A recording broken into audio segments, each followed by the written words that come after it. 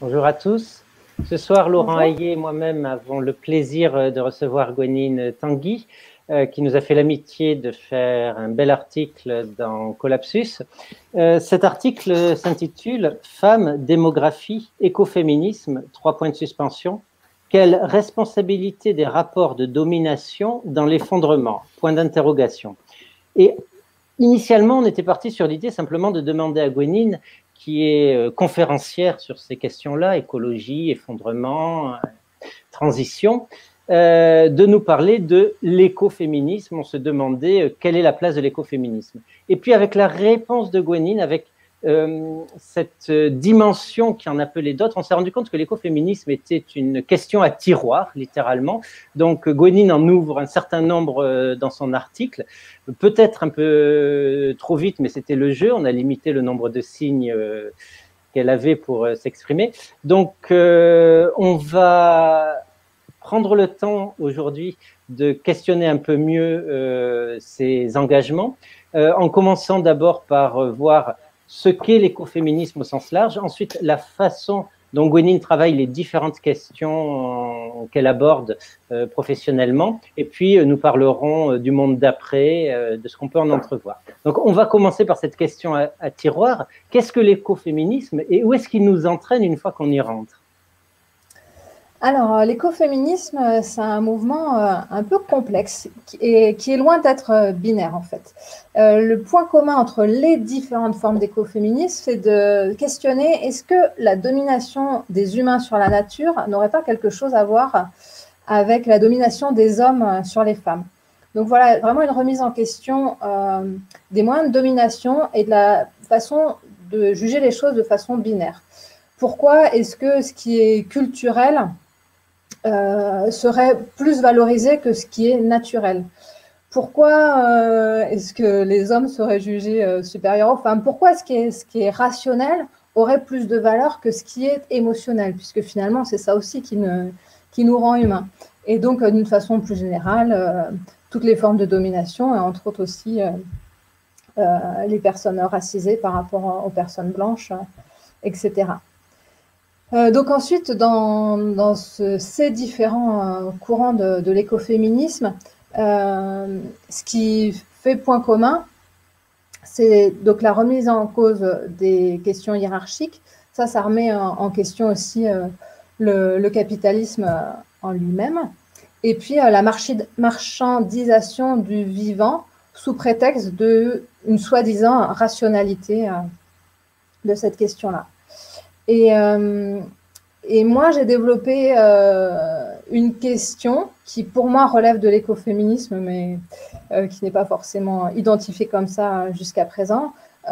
C'est le fait que, de mon point de vue, enfin, je le vois et je l'ai également vérifié, les femmes continuent à subir une pression, alors les femmes et les personnes en général continuent à subir une pression pour avoir un enfant, et souvent même un deuxième et un troisième enfant, alors que la surpopulation mondiale est un des problèmes, c'est loin d'être le seul, mais c'est un des problèmes écologiques. La population mondiale, elle a quasiment doublé sur le temps de ma vie. On est passé de 4 milliards en 1975 à 7,7 milliards aujourd'hui, et ça, clairement, c'est problématique à bien des niveaux, et ne serait-ce que pour laisser des espaces sauvages sur la planète Terre. Donc, on voit là le graphique de l'évolution de la population mondiale sur les millénaires précédents. En fait, on considère qu'on était à 250 millions d'humains dans l'an 1, 1 milliard en 1800, 2 milliards en 1930, et comme je vous l'ai dit, 4 milliards en 1975 et 7,7 milliards aujourd'hui. On a vraiment une explosion démographique qui est problématique. La planète et l'humanité n'arrivent pas à gérer cette surpopulation. Ah, micro. Laurent. Ou alors c'est moi qui n'entends pas. Non, la question qui se pose, c'est la dimension également de consommation, parce qu'il y a deux facteurs, c'est le nombre d'humains et leur niveau de consommation. Du coup, ça fait deux leviers sur lesquels agir, mais tu évoques à un moment dans tes travaux la possibilité d'abroger certaines politiques natalistes. Est-ce que tu pourras en dire un peu plus sur le fait qu'il y a une pression sociale pour que les femmes aient des enfants et en quoi cela pourrait aider à améliorer la situation que d'alléger cette pression? Oui, alors déjà j'ai envie de parler au niveau mondial. On a chaque année 75 millions d'humains en plus. Hein, le nombre de naissances moins le nombre de morts, c'est 75 millions d'humains en plus. Chaque année, il y a 80 millions de grossesses non désirées, dont un tiers va arriver à terme et un tiers amènera des avortements parfois risqués pour les femmes. Donc ça, c'est au niveau mondial. Il suffirait, en termes de politique, de satisfaire le besoin de contraception, la demande des femmes et des personnes en général. La contraception ne devrait pas être que féminine. Et au niveau de la France, il y a plusieurs choses qui sont des politiques natalistes. Il y a les allocations familiales, donc vraiment donner des aides. Alors, je vais traduire l'image qui vient d'apparaître. Ni la terre, ni les femmes ne sommes des territoires de conquête. Alors, je reprends. Donc, les politiques natalistes, on a les allocations familiales qui sont données en fonction du nombre d'enfants.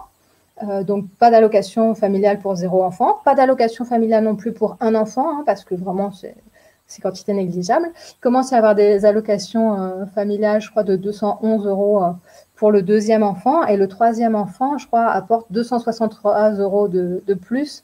Et donc, le 4e, le 5e, à la même hauteur que le 3e. Quasiment sans conditions de ressources. Alors, depuis quelques années, il y a des conditions de ressources. Hein. Si on touche plus de 5 000 € par mois, on a un petit peu moins d'aide. Moi, je pense que les aides, elles doivent être données aux gens qui en ont besoin et non pas pour valoriser le fait d'avoir eu des enfants.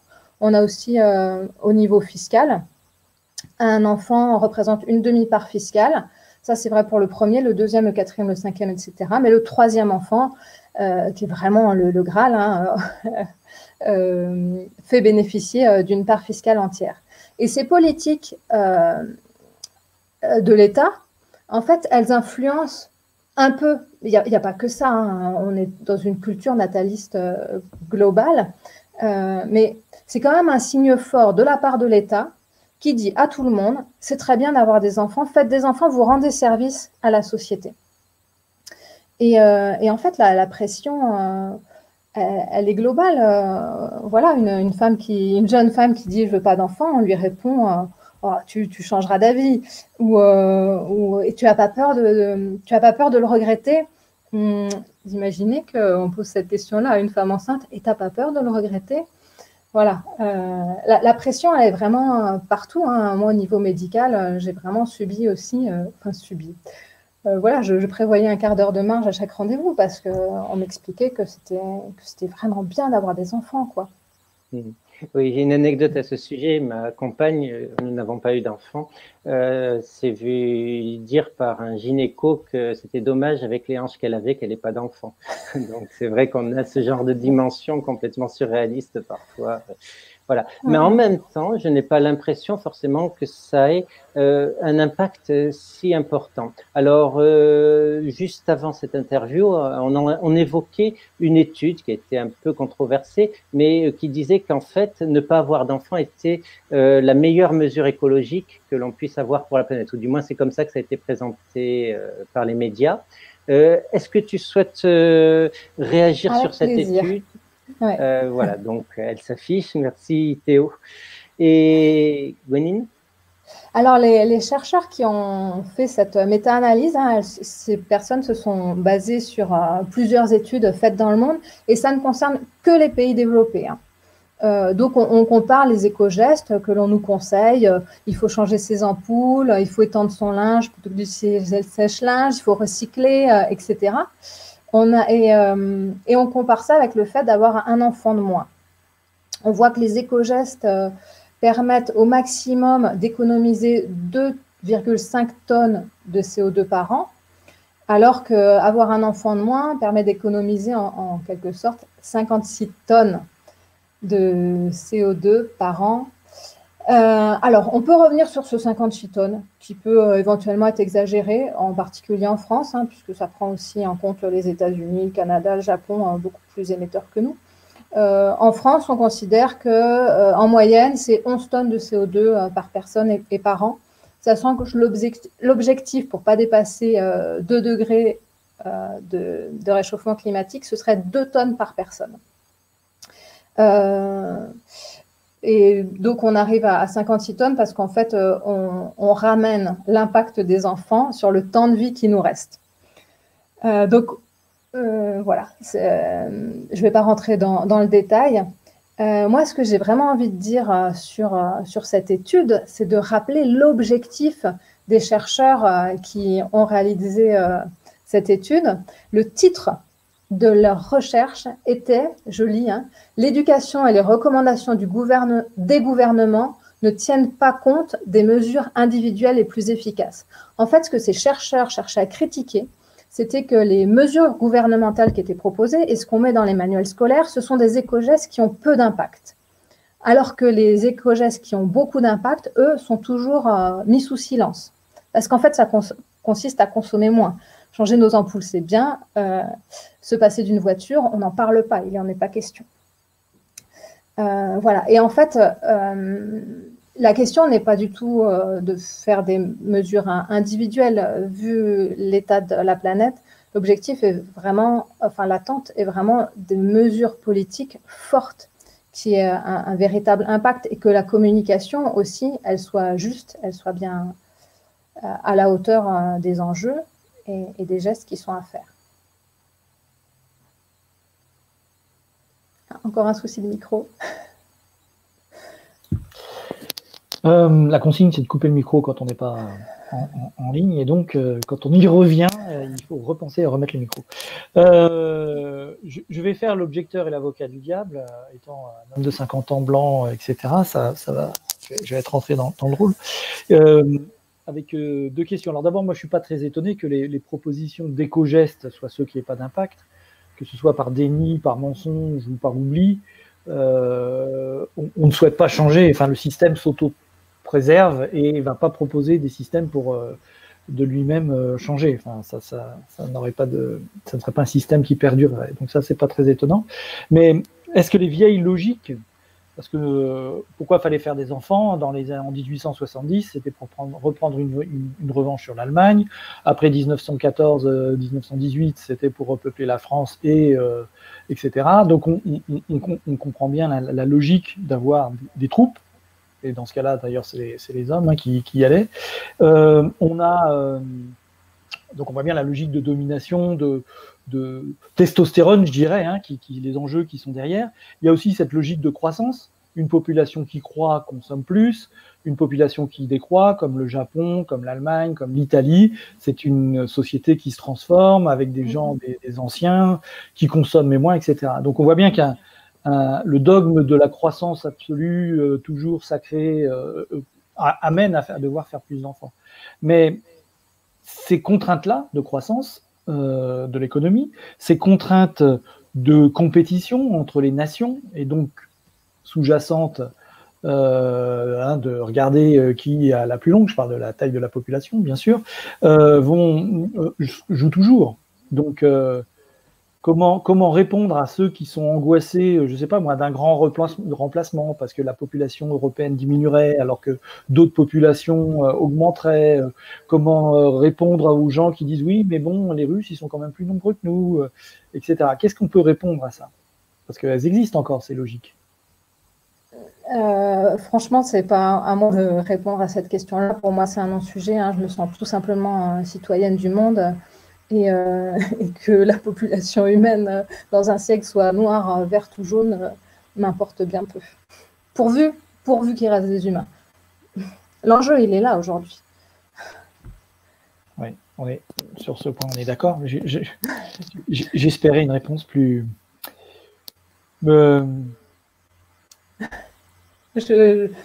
Peut-être que vous avez une réponse à votre. Non, moi, je n'ai pas de réponse. J'ai la même réponse, donc c'est pour ça que je posais la question. C'était pour voir si je pouvais rendre mes réponses à moi plus trapues. Laurent, tu veux nous sortir de cette impasse? Non, je pense que c'est une question d'éducation, c'est-à-dire que on ne légiférera pas envers les gens qui ont des pensées racistes ou des rhétoriques racistes. On les convaincra peut-être en imposant d'autres récits. C'est une question d'éducation. De même, à mon sens, passer vers une transition démographique où on serait moins nombreux sur Terre repose davantage sur l'éducation que sur l'obligation. C'est aider les femmes à accéder aux politiques de planning familial et ne plus les laisser démanteler dans les pays à forte natalité, c'est cesser de les obliger à en avoir pour des raisons sociétales ou des raisons de domination masculine. Donc, c'est une question en fait d'éducation et d'émancipation dans tous les cas, davantage que des solutions toutes faites. Je voudrais en venir en fait à la deuxième partie du coup, c'est-à-dire le travail spécifique de Gwenine, puisque tu fais des conférences gesticulées, peut-être expliquer ce qu'est une conférence gesticulée, et puis progressivement, comment tu en es venu à cette idée-là. Et l'idée initiale, si j'ai bien compris, c'était d'expliquer les notions de transition. Donc, qu'est-ce que tu entends par transition et comment est-ce qu'on les passe justement en conférence? Ce qui rejoint quelque part la question de Laurent, c'est une question d'accéder à des outils d'information pour de diffuser en fait des messages. Voilà. Donc la première question, c'est quoi une conférence gesticulée? C'est intriguant comme terme.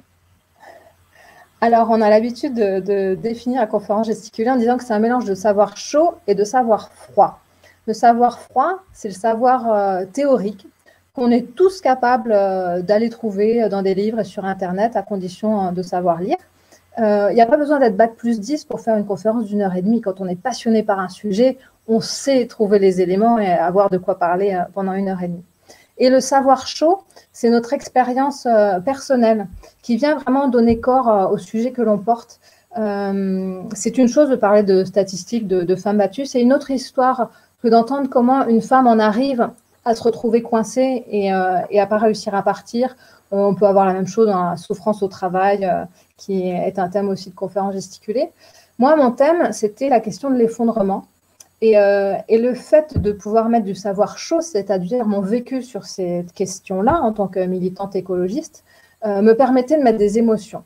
Parce que des scientifiques qui sont complètement dans leur rôle de scientifique, costard, cravate, qui nous expliquent, vous voyez, la carte, la Bretagne deviendra une île à cause de la montée des eaux du niveau des océans, sans avoir la moindre expression d'émotion. Pour moi, ça provoque un décalage cognitif de la part du public. Voilà. Moi, ça me permet d'aborder le sujet en hurlant de terreur, en exprimant ma colère, en exprimant ma tristesse. Et donc, mon objectif, c'était de sensibiliser à cette question-là d'effondrement. C'était en 2015 que j'ai commencé cette conférence. Et puis, j'ai une seconde partie au sein de cette conférence qui s'appelle « Ce n'est pas la fin du monde », qui montre aussi qu'on a des éléments évidents que nous sommes en train de vivre un changement de civilisation, comme il y en a eu d'autres dans l'histoire de l'humanité, où la façon de penser d'une société entière, les croyances, ce qui fait vraiment une unité dans une société, évolue à un moment, un changement de civilisation, et ça se fait sur un siècle, voire un siècle et demi. Et donc, de retrouver l'espoir dans un changement qui peut être à un moment une forme de basculement, parce que la période est propice à ça. On est en train de vivre un changement de civilisation. Donc, il est possible qu'on aille vers une civilisation bien meilleure, qui corresponde à nos rêves. Il n'est pas impossible que la civilisation suivante ressemble à le pire de nos cauchemars. Et en fait, on a un sentiment d'impuissance quand on pense à l'effondrement. Et moi, je montre qu'on est aussi dans un moment clé de l'histoire où on a vraiment nos actions au jour le jour, elles peuvent avoir un impact réel sur la société de demain. Alors évidemment, individuellement, notre influence n'est pas énorme, mais elle est déjà largement plus importante que ce que nos grands-parents auraient pu faire. Et quelle est la place de l'écoféminisme dans cette réflexion? Est-ce que tu fais des conférences déjà sur l'écoféminisme? Est-ce que tu pourras après nous en parler un peu plus largement? Alors, sur cette première conférence sur l'effondrement, je dis juste que ça fait partie du changement de civilisation. On voit clairement que le rapport homme-femme est en train de se rééquilibrer, hein, même si on n'est pas arrivé au bout du chemin. J'ai une deuxième conférence depuis un peu plus d'1 an, donc vous imaginez le mal que j'ai à la représenter en public, qui s'appelle « En avoir ou pas ». Quand la cause féministe rejoint la cause écologiste, hein, sur le sujet dont on a parlé en cette début d'interview. Et je prépare une troisième conférence sur l'écoféminisme pour montrer la richesse de ce mouvement d'écoféminisme, parce que moi, en tant qu'écologiste, j'avais un peu un sentiment qu'il n'y avait plus d'idées nouvelles, un sentiment d'essoufflement. Et là, l'écoféminisme m'amène à prendre du recul, à peut-être un petit peu mieux comprendre les causes du problème, et donc à partir de là, trouver des solutions et puis surtout retrouver un élan militant. Voilà, l'écoféminisme fait remonter une partie du problème, hein, clairement, hein, c'est pas l'entièreté, mais à la sortie du Moyen-Âge, à la Renaissance, où ce sera à ce moment-là, donc au début du capitalisme aussi, hein, où dans la société, le rapport homme-femme est venu un petit peu se déséquilibrer à plusieurs niveaux. Entre autres, il y a eu la chasse aux sorcières, hein, qui a été l'extermination de milliers de personnes, dont 80% étaient des femmes. Voilà. Si vous me donnez le temps, je peux en dire un petit peu plus sur cette question-là, hein. Entre autres, les femmes qui ont été exterminées considérées comme sorcières. Donc, rappelons quand même, hein, que c'était les inquisiteurs qui les accusaient de forniquer avec le diable, hein. Je ne pense pas que les femmes se revendiquaient du tout de ça. Certaines étaient d'anciennes sages-femmes, c'est-à-dire des femmes médecins populaires, qui savaient, entre autres, espacer les naissances, voire faire des avortements. Et donc, à la sortie du Moyen-Âge, donc à la Renaissance, hein, on a remplacé ce savoir populaire de médecine, de santé, tenu par les femmes, par des hommes qui, en fait, n'y connaissaient pas grand-chose, mais par contre, eux, ils se mettaient toujours du côté des naissances et non pas du côté de la femme. Donc, on a vu passer le livre de Silvia Federici. Elle montre aussi qu'en fait, la répartition des tâches était très certainement déjà genrée, c'est-à-dire que les hommes s'occupaient du travail à l'extérieur de la maison et les femmes de ce qui se passait dans la maison.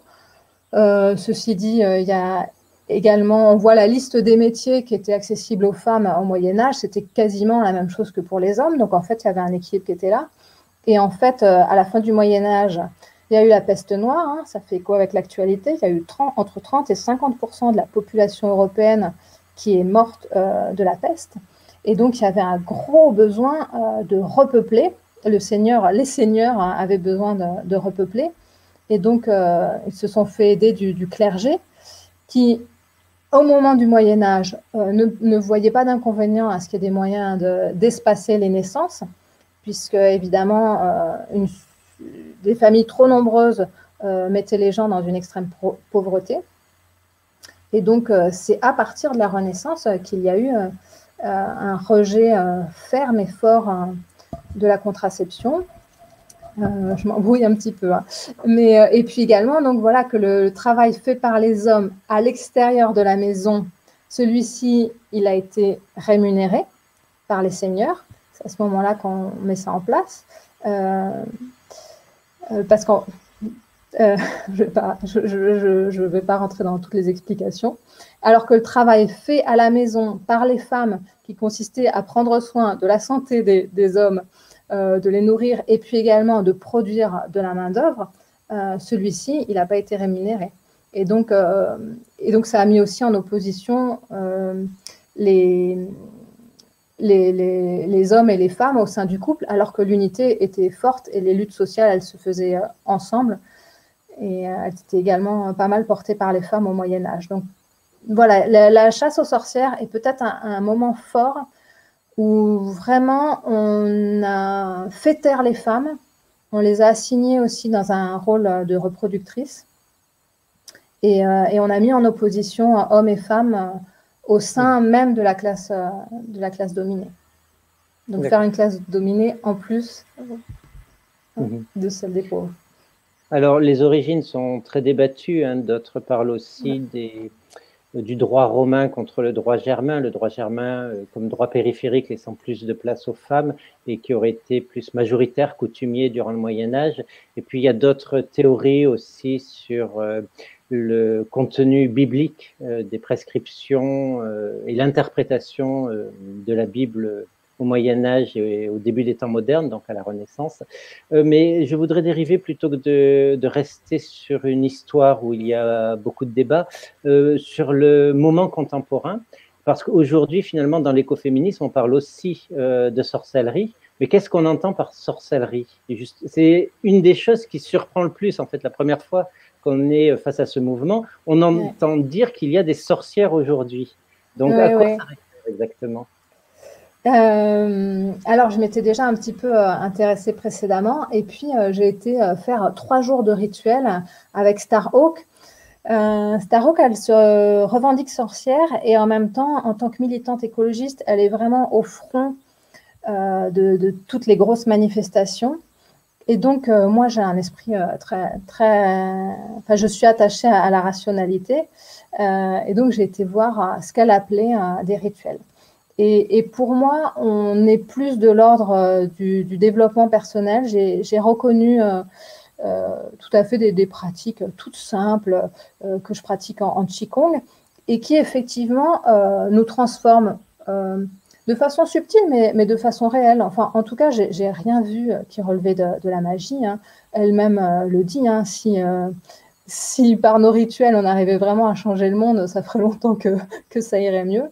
En fait, il s'agit pour moi beaucoup plus d'exercices qui renforcent une conscience personnelle de puissance personnelle, de se sentir plus fort, et puis également une conscience collective de la puissance qu'on peut avoir. Et puis des rituels, voilà, de se reconnecter avec la nature, parce qu'on ne défend bien que ce qu'on aime. Et voilà, de passer du temps et de mettre de la conscience sur le lien avec la nature, eh bien, ça transforme. En fait, au même niveau que l'art. C'est-à-dire que l'art ou ces rituels-là ont la capacité, simplement dans la symbolique, certes de faire un changement dans la symbolique, mais ce changement-là, il prend corps aussi dans la réalité. Quand nos consciences ont changé, il y a quelque chose qui a vraiment changé dans le monde, ou en tout cas de l'espoir que ça change à l'avenir. Et voilà, et de ramener aussi de la spiritualité dans nos actions et dans notre lien à la nature, en fait. On entend dire aujourd'hui, avec la plus grande visibilité des revendications féministes, hein, je pense à MeToo, je pense à d'autres choses que l'on entend, que le patriarcat serait en train de reculer. Est-ce que tu ressens ça, ou est-ce que tu penses qu'il y a encore beaucoup de lutte à mener? Moi, j'ai le sentiment que je suis jeune hein, pour savoir le chemin parcouru. J'ai le sentiment qu'on a parcouru 50% du chemin. Il ne faut pas nier qu'il y a eu des évolutions qui sont très très fortes. Quand on entend qu'une femme sur 2, ou à minima une femme sur 3, subit au moins une agression sexuelle dans sa vie, on est vraiment sur un non-respect total de notre intégrité, tout comme on ne respecte pas l'intégrité de la planète. J'avais autre chose à dire, mais ça m'est sorti de l'esprit. Si, j'avais envie de reparler de quelque chose que j'ai mis dans le texte. Dans le fait de respecter la nature, c'est aussi respecter sa propre nature. Les femmes sont naturellement avec des poils sur le pubis, des poils sous les bras. En fin de confinement, j'avais des poils aux jambes qui faisaient facilement 2 cm. Tout ça, c'est la nature. Et de même pas respecter sa propre nature en soi pose question sur notre capacité de respecter la nature au sens plus large de cette question-là. Et j'en profite pour dire que la pilosité, c'est quelque chose que la nature a mis sur les femmes pour qu'on différencie bien une femme impubère, donc qui n'est pas prête à avoir des relations sexuelles, d'une femme qui l'est. Et ça me questionne beaucoup le fait que l'idéal féminin aujourd'hui soit de ne pas avoir de poils. Les hommes aussi se rasent, mais on est d'accord, il y a quelque chose de très perturbant de ce côté-là. Vraiment, je suis d'accord avec cette idée. Je voulais faire le lien. On est d'accord que actuellement, la civilisation globale, mondiale, capitaliste, extractiviste, enfin, on peut lui coller tous les adjectifs, va vers une impasse et qu'il va falloir absolument changer de modèle et que, contraint ou forcé, on le fera. En quoi l'écoféminisme introduit des points positifs pour un modèle plus adapté, en tout cas? Est-ce que tu pourrais nous donner clairement, je dirais point par point, en quoi on a besoin de ce point de vue-là pour réviser nos modèles et en faire quelque chose de plus durable? Je pense qu'un des éléments qui est vraiment central dans l'écoféminisme, je vous dis, hein, c'est vraiment un mouvement qui est très varié, c'est le respect du vivant. Voilà, il y a des mouvements de femmes qui n'étaient pas écologistes au départ et qui se sont affolées parce qu'en tant que femmes, elles se retrouvent à être responsables de la santé de leurs enfants et elles voient les dégâts de la pollution sur leurs enfants. Donc c'est vraiment se reconnecter à ça. C'est-à-dire c'est quoi qui est essentiel finalement au monde? C'est le respect du vivant. Que le reste, le PIB, etc., ça ne devrait que éventuellement servir cette cause-là, mais de remettre les choses à leur bonne place, quoi. Donc, deuxième question qui découle directement de la première. On est aujourd'hui dans un système de domination. Je suis d'accord que les hommes sont en position dominante, mais on a aussi des dominations sociales, on a tout un tas de dominations. À bien des égards, je fais partie de classe dominante. Hein. On est d'accord, le simple fait d'être européen nous place dans une position de domination, qu'on l'ait choisi ou pas, ou qu'on l'assume ou pas, c'est ainsi. Est-ce que, comment convaincre? C'est une vraie question, parce qu'il faudra démonter l'ancien système avant, ou alors on attend qu'il tombe et il fera beaucoup de dégâts en tombant, ou alors on essaye de le démonter tant qu'on a des ressources pour essayer de passer à autre chose. Comment convaincre des dominants, que ce soit des hommes de moins dominer les femmes, voire de plus du tout dominer les femmes, ça serait encore mieux, que des classes sociales dominantes qui sont les plus gros pollueurs de par leur mode de vie lâchent des choses, que tous ceux qui tiennent un bout du truc à leur avantage, je dirais égoïste, lâchent pour mieux respecter ceux qui en ont moins. Comment arriver à ça? Est-ce que tu as des idées? Est-ce que tu as des propositions? Alors, est-ce que tu as eu des suggestions en route de tes chemins ou au cours de tes conférences? Est-ce que tu as entendu des idées qui pouvaient... Alors moi, j'avais envie de rebondir sur la façon dont les écoféministes ont agi dans les années 70-80 et agissent encore aujourd'hui, avec des formes symboliques, c'est-à-dire des actions militantes non violentes qui viennent mettre en lumière les aberrations du système. Je crois qu'elles étaient 2000 femmes en 1980 à aller au Pentagone et elles ont fait des toiles d'araignée avec des fils de laine puisque le tricot serait réservé aux femmes. Et donc de voir comme ça des militaires s'attaquer et trouver qu'il est extrêmement dangereux de faire ça. Donc elles étaient également déguisées pour représenter différents symboles. Je trouve que ça permet de faire prendre conscience de manière plus large, plus collective, des problèmes qu'il y a. Voilà, je pense que ça passe par une prise de conscience.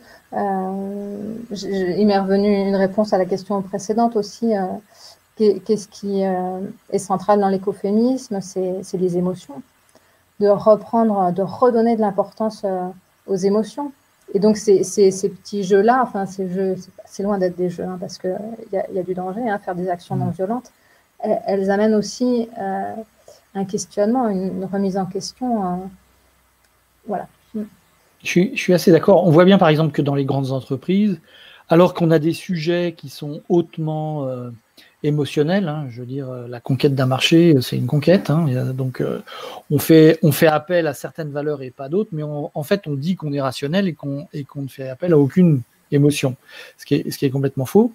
Ce qui amène les gens en burn-out parce qu'ils sont obligés de nier ce qu'ils ressentent eux-mêmes, etc., etc. Donc, on voit bien qu'il y a un lien. On voit bien qu'il y a une société qui pourrait accepter les émotions, bien qu'on sache aussi que des émotions incontrôlées peuvent avoir leurs propres dangers, tout comme la rationalité pure et dure a ses propres dangers, on les mesure pleinement. Alors, rien que notre discussion le montre, hein, qu'on est en terre un petit peu inconnu. Est-ce que historiquement on a des modèles? Est-ce qu'on a des idées? Est-ce qu'il y a d'autres civilisations qui gèrent ça mieux que nous? Est-ce qu'il y a des exemples? Est-ce que tu as des idées, puisqu'il va falloir changer, mais qu'on s'avance dans terrain inconnu, que même notre discussion la tâtonne dans le mystère. Est-ce que tu as des idées de direction où regarder? Pour nous, pour les auditeurs, pour moi, qui patauge complètement avec ces questions? Alors, on patauge tous, hein, quand on se questionne sur l'effondrement, on cherche tous des pistes de solutions. Voilà, moi j'ai envie de creuser ce dont on a parlé, hein, le livre de Silvia Federici, sans dire que le Moyen-Âge était un monde idéal, hein, mais je pense que même au sein de notre localement, quoi, en Europe, voilà, moi j'aimerais re-questionner comment c'était avant, qu'est-ce qu'il y avait de bon et qu'on a mis de côté. Voilà, là en ce moment il se pose des grandes questions de santé, par exemple. Or, moi j'étudie les plantes médicinales et je vois déjà sur des maladies chroniques des améliorations qui sont nettes grâce à des plantes médicinales. Quand j'entends dire qu'il n'y a pas de traitement pour le Covid, moi je sais quelle plante je prendrais juste pour soutenir ma santé le jour où ça viendra. Voilà, je pense qu'il y a les civilisations anciennes avaient un rapport à la nature qui était beaucoup plus proche, beaucoup plus sain. On est censé savoir être plus autonome dans nos fonctionnements que de dépendre toujours d'une production industrielle artificielle. Je pense que les clés, on les a, et c'est même pas forcément un retour en arrière, parce qu'on va pas mettre de côté tout le savoir intellectuel que la civilisation moderne nous a apporté. On va juste faire le tri. C'était quoi qui a été bien que le siècle précédent nous a apporté, et c'est quoi qui nous a fait plus de mal que de bien. Alors, il y a beaucoup de travaux aujourd'hui sur le Moyen-Âge qui aident à l'envisager, au moins au niveau mental et au niveau environnemental, de différentes façons. Hein. Il y a Fabrice Moutot qui a fait un excellent livre sur l'environnement au Moyen-Âge. On a aussi des livres qui travaillent sur les processus mentaux et leur lien avec l'économie contemporaine, ainsi que les rapports de genre. Je recommande tout particulièrement Alain Bourreau et Sylvain Piron pour leurs ouvrages récents. Et je pense qu'on pourrait vraiment élargir cette question et ne pas vraiment en débattre longtemps. Mais je voudrais plutôt partir vers le futur maintenant. Pour une troisième partie, c'est quelque chose qui est plus à la limite tangible. Comment vois-tu, penses-tu que le monde pourrait évoluer dans les années à venir? C'est une vaste question et ça va dépendre de mon humeur du jour. j'ai toujours l'espoir d'une prise de conscience forte et collective. Il n'est pas du tout impossible qu'on soit aux portes de cette prise de conscience et qu'on aille vers un mode de vie plus sobre, plus respectueux du vivant, plus démocratique. Mais je crains qu'on n'échappe pas à une période de chaos extrêmement fort. Voilà, le monde passé ne va pas se laisser faire tout seul. Et on le voit, hein, les tensions augmentent fortement. En d'autres termes, par rapport au scénario possible, dans Collapsus, on évoquait 2 scénarios. On a demandé à Hugo Bardi d'exposer l'hypothèse d'un effondrement systémique et à Philippe Biwix d'exposer son hypothèse d'une érosion lente de l'existant. Tu penses que nous allons nous acheminer vers un choc systémique qui nous obligerait à repenser l'intégralité de nos fonctionnements, qui nous obligerait en fait, pour des raisons physiques, à complètement changer d'ici quelques décennies? J'ai pas d'expertise sur le sujet, je peux juste exprimer mon sentiment. Est très intéressant. Ouais, tout à fait. Je trouve qu'on a été tellement loin, on a tellement résisté à l'effondrement que je pense qu'au moment où il va arriver, ça va être brutal. Après, quand des gens me disent « c'est dans l'année qui vient », moi, je me rappelle que c'est en 2003 que j'ai tout plaqué dans ma vie en me disant, parce que j'ai pris conscience des dégâts écologiques et je me suis dit « il nous reste plus que 10 ou 15 ans à vivre ». Donc, visiblement, mes calculs étaient complètement faux. Donc, aujourd'hui, je suis incapable de dire si l'effondrement... il va être demain, c'est possible. La première semaine de confinement, en fait, j'étais juste sidérée. Je n'ai juste rien fait. Je me suis dit, ça y est, c'est maintenant. Et puis après, j'ai fait comme tout le monde. J'ai fait comme si de rien n'était et j'ai repris ma vie. Et je pense que c'est ça aussi qui freine le changement, c'est qu'on ne sait tellement pas vers où on va, à quelle vitesse ça va aller, quand est-ce que ça va se produire, qu'au final, on continue notre vie comme si de rien n'était, même si on a conscience des enjeux.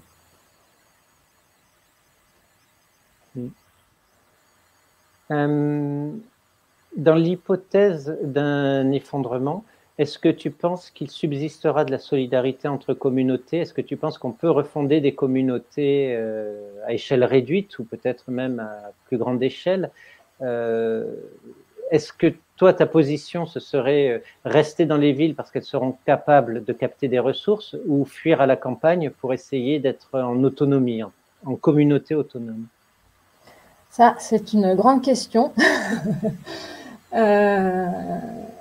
Est-ce qu'il faut fuir dans les campagnes ou aller dans les villes? En tout cas, pour ce qui est de la solidarité, c'est ce que l'histoire a plutôt montré. Il y avait une solidarité au moins entre communautés. Peut-être des tensions envers les autres communautés. En tout cas, premièrement, ça se prépare, la solidarité.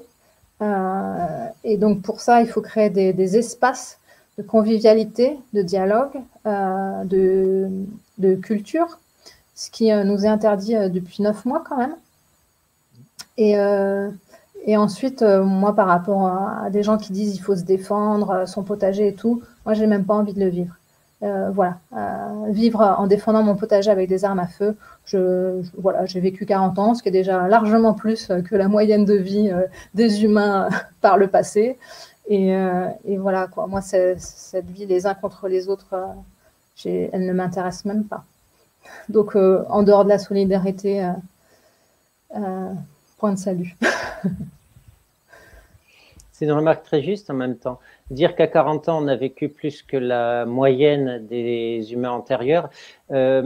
Tu évoquais tout à l'heure les savoirs ou la possible harmonie que les sociétés antérieures avaient avec leur environnement.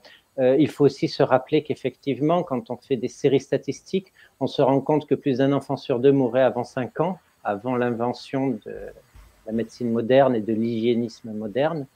et que finalement l'espérance de vie, suivant les époques et les pays, suivant les conditions environnementales, oscillait entre 32 et 37 ans sur les séries que l'on peut reconstituer sur les derniers millénaires. D'où ça m'amène à une question intéressante. C'est dans l'écoféminisme, pour autant que je me rappelle, certaines des théoriciennes lient en fait l'émergence du patriarcat à divers événements historiques, notamment à l'apparition du néolithique. Est-ce que tu penses que de telles réflexions peuvent encore nourrir aujourd'hui une réflexion sur le futur, sachant que le néolithique a permis d'initier justement l'explosion démographique dont on parlait avant. La Terre pouvait accueillir un nombre limité de chasseurs-cueilleurs, de l'ordre de 5 millions, a-t-on calculé, peu importe, on pourra en discuter, mais c'est une limite physique qui est en tout cas bien inférieure aux 8 milliards que nous allons atteindre prochainement.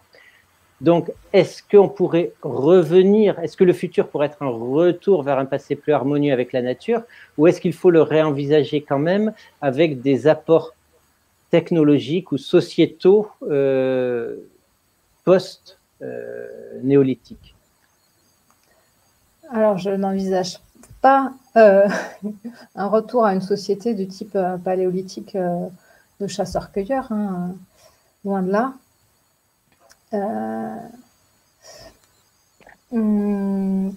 Qu'est-ce que je voulais dire sur cette question? Je voulais quand même dire que c'est toi, Laurent Testo, l'expert journaliste en histoire, bien plus que moi sur ces questions-là. Mais oui, ce que ça me rappelle, en fait, c'est que le paléolithique, il n'y a aucun doute que les humains faisaient partie de la nature. En étant chasseur-cueilleur, voilà, on est un prédateur comme les autres qui peut être aussi devenir une proie pour d'autres animaux. Alors, il ne s'agit pas du tout dans mon idée de revenir à ça. Je ne le souhaite pas et ça ne me semble pas possible d'oublier tout le savoir acquis par l'humanité en quelques millénaires. Mais juste de rappeler un slogan féministe, nous ne défendons pas la nature, nous sommes la nature qui se défend. Et donc voilà, revenir à ce moment paléolithique où nous étions la nature. Et il ne s'agit pas de créer des espaces artificiellement complètement préservés. Et puis la planète a déjà tellement changé, pour ne pas prendre des termes trop négatifs sur l'état dans lequel elle se retrouve, que ce retour en arrière-là n'est pas du tout envisageable. Oui.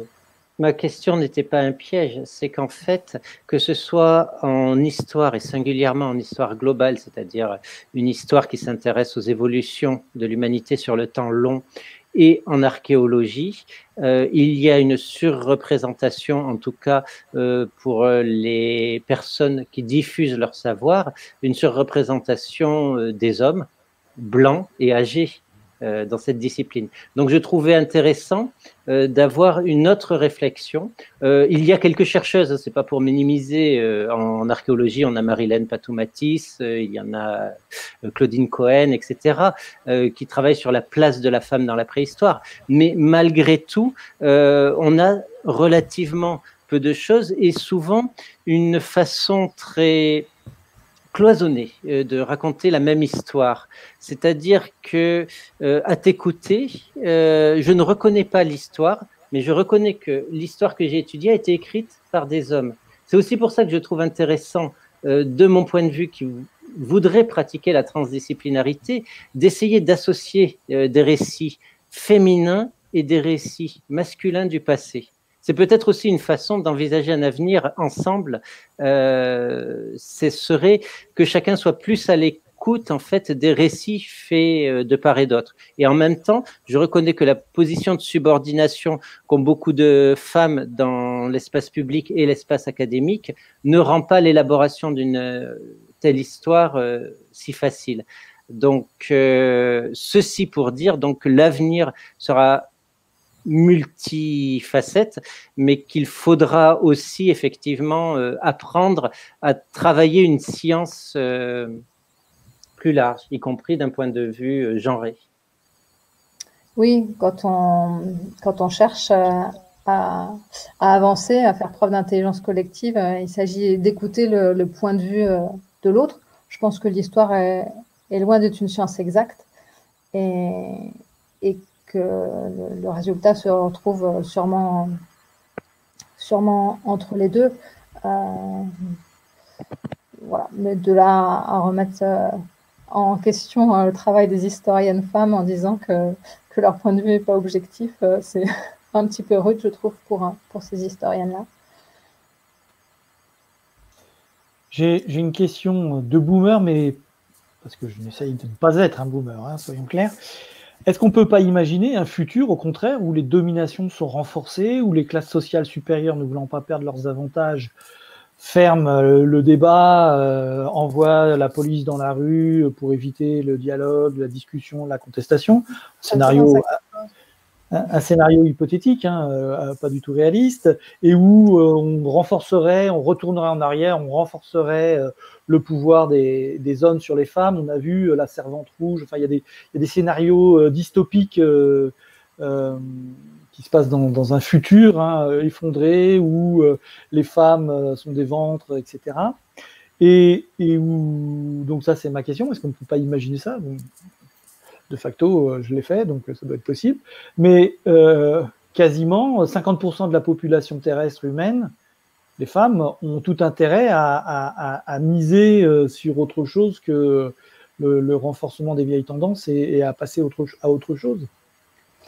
Oui, donc on est d'accord sur le constat initial, c'est-à-dire que le modèle passé se débat, cherche à se renforcer. Les dominants profitent de leur avance actuelle. Après, à aucun moment, moi, j'entends les femmes chercher à prendre le pouvoir et à renverser les choses à leur intérêt.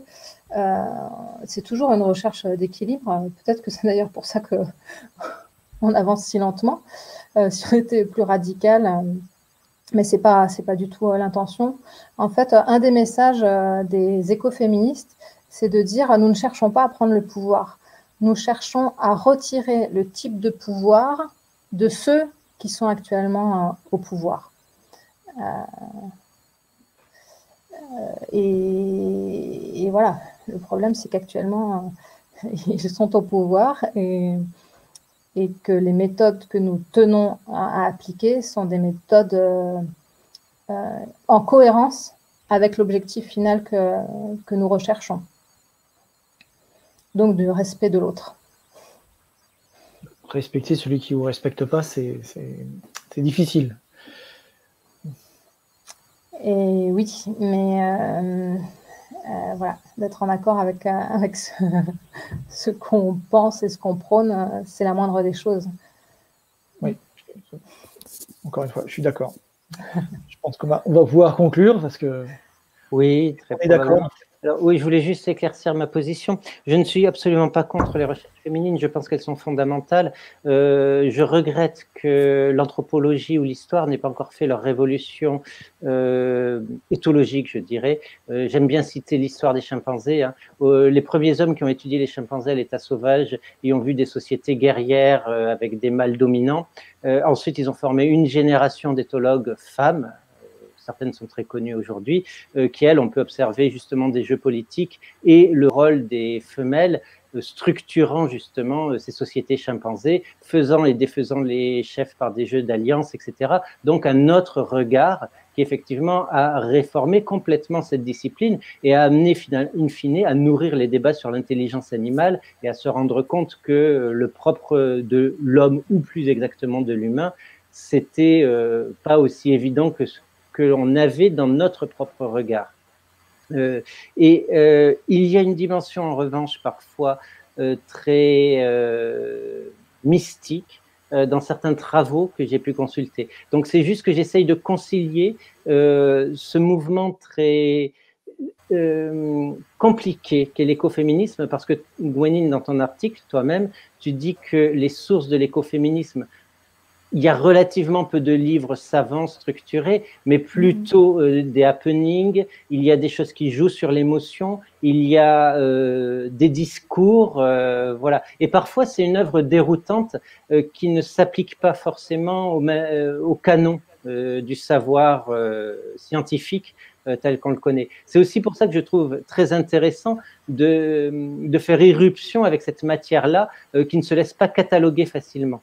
Voilà, et je voulais préciser ma position là-dessus. Alors, je ne sais pas si tu veux réagir à cette dernière intervention. En tout cas, que c'est une volonté de leur part de casser les codes et de ne pas rentrer dans ce jeu académique, et qu'à chaque fois qu'on a voulu les faire rentrer dans ce jeu académique, en fait, ça a créé plus de mal que de bien en leur sein. Voilà, en fait, en faisant un travail académique, on rentre dans quelque chose d'assez binaire, de bien ranger les gens dans des cases, ou les idées, en tout cas, dans des cases. Et justement, elle cherche à faire du lien, à tisser du lien entre différents domaines. Et c'est compliqué par rapport à notre mode de pensée cartésien d'aujourd'hui. Et on peut même dire masculin, d'ailleurs. Oui, j'avais pas envie de relancer le débat sur qui est Descartes, à quel moment ça s'est passé, quelles étaient les idées sous-jacentes à tout ça. Voilà. Non, mais c'est ça qui est intéressant, c'est que on peut partir du constat fait sur l'anthropologie et l'étendre jusqu'à toute notre civilisation en se disant que c'est ce qui va changer, si on veut survivre, c'est des fondamentaux aussi essentiels que ça, à tel point que on est incapable, là, dans notre simple discussion, de clairement les avoir en tête et de les expliquer, parce que peut-être ils sont inexplicables, en tout cas avec les paramètres qu'on a aujourd'hui en main. Ça s'appelle un changement de paradigme. Du coup, une fois qu'on est passé dans l'autre, on ne comprend plus l'ancien, et tant qu'on est dans l'ancien, on ne comprend pas le futur. Ouais, et que parfois, c'est en passant par la poésie que le message il va le plus directement au cœur, au cœur, je parle aux émotions, que par la partie rationnelle. Et clairement, je suis un petit peu en difficulté, moi, d'exprimer toutes ces idées-là, comme ça, dans une interview. Qui est une forme masculine menée par deux hommes en plus, donc on a du mal à casser le cadre en restant dans le cadre, c'est des tâches quasiment impossibles. Mais on peut au moins esquisser qu'il y a un hors-cadre. Ouais, et je vous en remercie. Merci à toi. C'était vraiment chouette d'inviter l'écoféminisme au sein de ce livre Collapsus, parce que là, on n'en a pas trop parlé, mais vraiment, l'écoféminisme, il est apparu dans les années 70-80, au moment où il y a le rapport Meadows, dont on parle pas mal dans la question de l'effondrement. C'est aussi au moment des accidents nucléaires, et même pire que ça, le risque de guerre nucléaire au moment de la guerre froide. Donc, il y avait vraiment quelque chose qui était très fortement présent. La peur de la fin du monde était vraiment présent au moment de l'émergence de l'écoféminisme, et il renaît actuellement, l'écoféminisme, en parallèle de la prise de conscience sur le risque d'effondrement. Donc, le lien est là. Mais moi, j'y vois un réflexe très, très primaire de quand tout va mal et tout, la vie va venir des femmes. Et le dernier, peut-être même très, très, très, très masculin, le dernier trésor, c'est la féminité. De la vie, enfin, pour la vie, quoi, pour l'espèce qu'on est, on va se tourner vers les femmes en disant, bon, là, on a tout foiré, qu'est-ce qu'on peut faire, quoi. Ouais, là, vous me remettez en difficulté parce que je serais plutôt du genre féministe matérialiste. Vous savez, il y a deux courants dans le féminisme. Et l'écoféminisme on a accusé l'écoféminisme d'être essentialiste. Le courant essentialiste du féminisme dit qu'il y a une essence propre aux femmes et que, par exemple, être proche des émotions, c'est propre aux femmes et que les hommes sont un petit peu moins capables. Moi, je pense qu'on est tous capables, les uns comme les autres, d'avoir accès aux émotions. Et que certes, les femmes ont la capacité de mettre au monde. Déjà, toutes les femmes ne le font pas. Il y a des pères qui sont pères tellement fortement qu'il n'y a pas de doute. Enfin, voilà. On peut arriver à ça en commun. Mais c'est vrai que dans la société dans laquelle on est, ce rapport au vivant est plus identifié comme féminin. Et c'est plus le rapport au vivant pour moi qui est central que de dire c'est le féminin le plus important. Voilà. Je suis OK avec ça. Je suis moi-même pas. Je pense qu'il y a des continuums entre chaque opposé et qu'il n'y a pas blanc-noir. Ça, on est bien. Ouais, et même homme-femme. Il y a des femmes-femmes et des hommes-hommes. Et puis, c'est pas si binaire que ça, même ça. On est d'accord. Ouais. Merci beaucoup, Gwenine. Alors, cette émission, je tiens à le signaler, a été enregistrée en différé. Elle sera diffusée 10 jours après son enregistrement, le 23 décembre. Et la semaine suivante, nous aurons le plaisir de recevoir Roland Goury et Dominique Bourg. Et Théo, à la technique, heureusement qu'il est là pour me surveiller, me demande si finalement il y a les 5 questions ou pas, les 5 questions rituelles. Donc effectivement, je vais poser ces 5 questions. Sauf que comme je les ai oubliées, est-ce que Laurent s'en rappelle? Sinon, je les pose dans le désordre. Ton prochain livre, si tu fais un livre. Alors, si je fais un livre, ce sera mon premier livre. Et en fait, j'ai mis par écrit ma deuxième conférence gesticulée, En avoir ou pas, parce qu'il y avait beaucoup d'appréhension à faire venir ma conférence gesticulée sur le sujet de la démographie, de l'écologie, etc. Alors que moi, j'en tire plein de choses vachement positives et humanistes.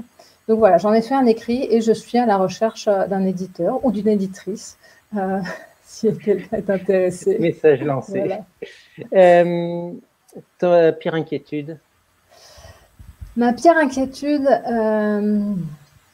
elle est sur le recul de la démocratie que je perçois à travers le monde, mais en France en particulier. Ça commence à faire un paquet d'années qu'on est en état d'urgence permanent. Le confinement m'a paru disproportionné. Certes, le Covid est une maladie beaucoup plus grave qu'une grippe, mais on peut y avoir des épidémies encore plus graves que celle du Covid. Je ne vois pas comment on pourrait encore plus nous priver de liberté que ce qu'on a déjà fait là, quoi. Et ton meilleur espoir? Mon meilleur espoir, eh bien, c'est ce changement de civilisation, qui, si ça se trouve, va arriver encore plus vite que l'effondrement. Un livre dont tu recommandes la lecture? Alors, moi, j'ai envie de recommander Dans la forêt de Jean Egland. Je ne sais pas si je dis bien avec l'accent, qui est un roman qui parle d'effondrement et qui a une fin qui est vraiment inspirante. D'accord. Et un film que tu recommanderais? Alors, j'ai envie de recommander le film qui s'appelle La Belle Verte, qui est sorti en 1995 et qui a fait un bide parce qu'il était arrivé beaucoup trop tôt par rapport à ce que le public était prêt à entendre.